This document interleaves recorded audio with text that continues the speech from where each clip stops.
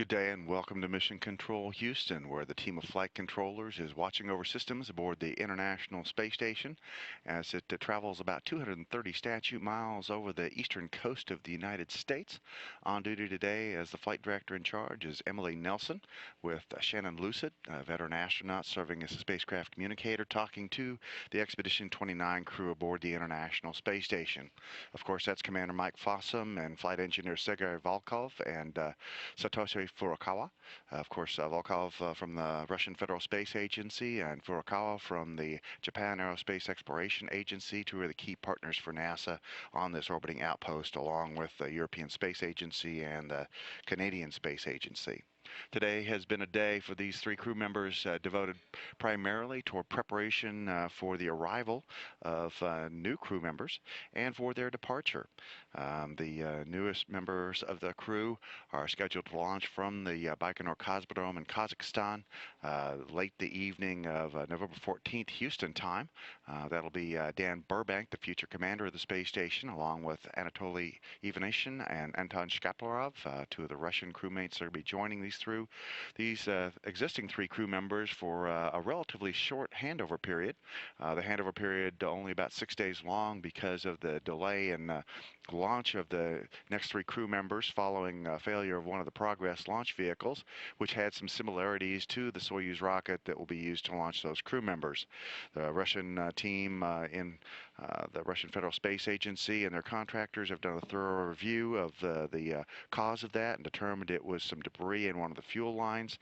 They had a successful launch of the Progress 45 spacecraft, which has arrived at the International Space Station and is in the process of being unloaded, and have reported in today's flight readiness review conducted here at the Johnson Space Center in Houston by mission managers led by Bill Gerstenmaier, the head of human spaceflight operations for NASA, that everything is looking good for the upcoming launch of the remaining three crew members and the return of Fossum, Furukawa, and Volkov back home to Earth after their 6 months on orbit.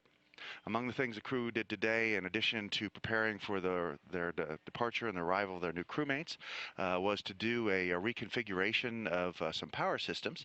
They did a jumper installation on a Destiny Laboratories secondary power distribution system to add some additional redundancy to the power systems on the space station.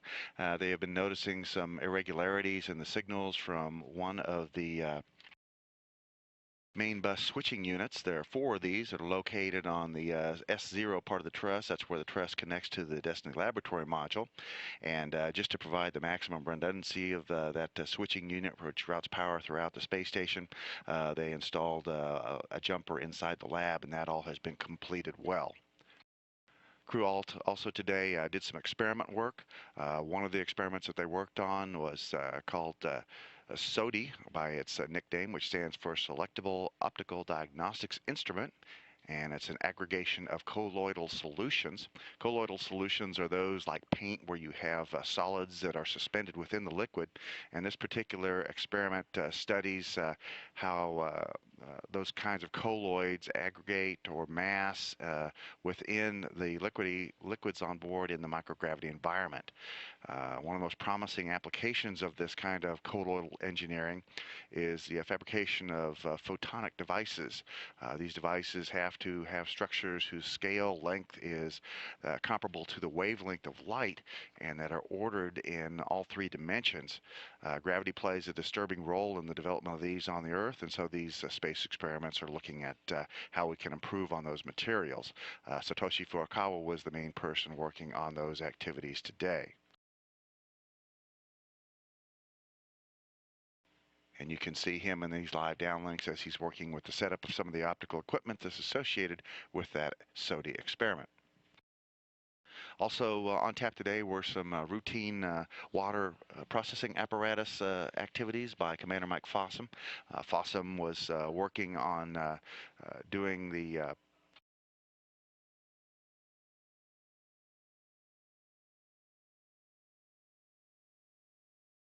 topping off of a water recovery system waste storage tank.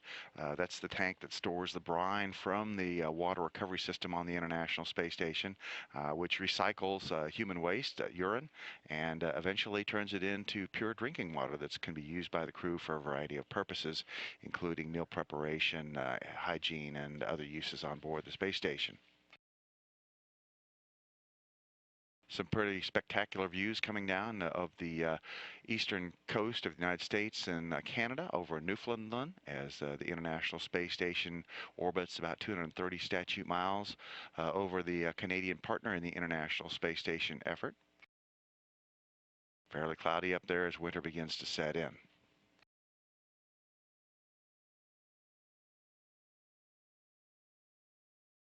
But overall, all systems on the International Space Station functioning very well as we get ready for the arrival of a new set of crew members scheduled to launch from the Baikonur Cosmodrome in Kazakhstan on November the 13th. That's going to be a Sunday night here in Houston at 10:14 p.m. Central Time. It'll actually be just opposite on the clock at the Baikonur Cosmodrome in Kazakhstan, so it'll be a daytime launch. And then they'll be docking their spacecraft to the Poisk module of the space station at 11:33 p.m. Central Time on November the 15th. And that will round out the crew to 6 people once again, but only for 6 days while they conduct a rapid handover before Fossum and his colleagues Furukawa and Volkov return home to Earth after the end of their 6-month stay on orbit. Change of command ceremony from handing over command from Fossum to Burbank is scheduled for Sunday, November 20th. That change of command ceremony expected about 2 p.m. Central Time. This is Mission Control Houston.